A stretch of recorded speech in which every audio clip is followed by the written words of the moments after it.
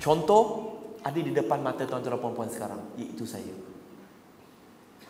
Saya sewaktu muda, sewaktu saya belum memeluk Islam, saya memiliki ramai kawan yang beragama Islam.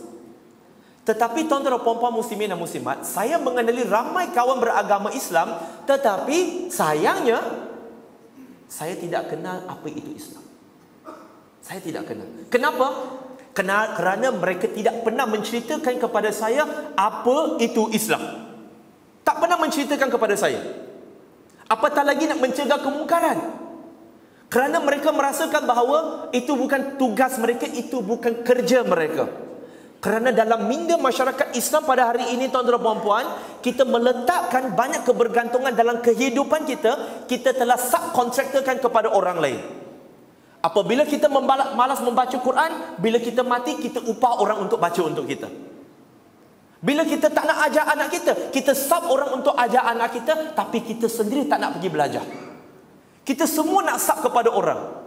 Hari ini bila kata tentang kerja amat ma'ruf nahi mungkar, kita kata kita ada jabatan agama, kita ada majlis agama.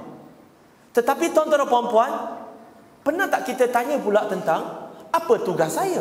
Apa peranan saya dalam masyarakat yang kita hidup ini? Sedangkan Nabi SAW telah pun bersabda bahawa baginda mengatakan dalam riwayat Bukhari bahawa masyarakat ini, manusia ini dihidup bermasyarakat dia seumpama dua golongan yang berada di dalam kapal laut.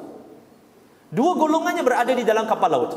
Satu golongan di atas yang mendapat cahaya, melihat matahari, menghirup udara yang segar. Dan satu lagi adalah kelompok yang berada di bawah kapal laut itu yang gelap gelita, yang tak dapat sumber. Lalu apa yang berlaku? Golongan yang berada di dalam kegelapan, mereka lapar dan dahaga. Dan mereka memerlukan air, memerlukan makanan. Tetapi orang yang di atas tidak memberikan kepada mereka. Jadi apa yang mereka lakukan? Mereka berkata sesama mereka, kita kan berada di bawah kapal laut, kita ni dahaga, nak minum air, kat sinilah air, kita tebuk lubang, dapatlah air. Nampak seperti idea yang bernas. Tetapi tuan-tuan dan puan-puan, apabila mereka menebuk lubang di bawah kapal laut itu, maka air laut akan masuk. Dan apa akan berlaku kepada kapal laut itu? Ianya akan karam. Bila karam, tuan-tuan dan puan-puan, adakah yang akan mati lemas itu hanyalah kelompok yang berada di bawah kapal laut itu, ataupun termasuk golongan di atas? Termasuk golongan di atas. Bukankah tuan-tuan dan puan-puan muslimin dan muslimat, apabila kita nampak kemungkaran, kita nampak kemaksiatan, apabila bala dan laknat Allah Subhanahu wa taala datang, ianya bukan hanya kepada satu golongan itu, tetapi dalam kelompok komuniti itu sekali, tuan-tuan dan puan-puan muslimin dan muslimat. Kerana apa?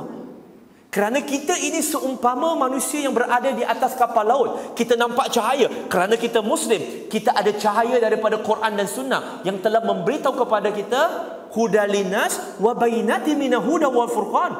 Quran adalah petunjuk, pembeza di antara yang hak dan yang batil. Kita tahu apa yang betul, apa yang salah. Kita sendiri perlu melakukannya dan menjauhi kesalahan itu. Dan malahan kita sendiri berkongsikan dengan orang lain apa yang betul dan apa yang salah. Kita kongsikan dengan orang lain. Tetapi sayangnya, hari ini tuan-tuan dan puan-puan, kita yang beragama Islam, kita majoriti meninggalkan tugasan ini. Kita meninggalkan tugasan amar ma'ruf nahi munkar. Kita telah menganggap dunia kita ini sekarang adalah padang mahsyar.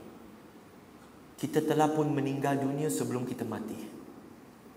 Kita telah ada pun sikap nafsi.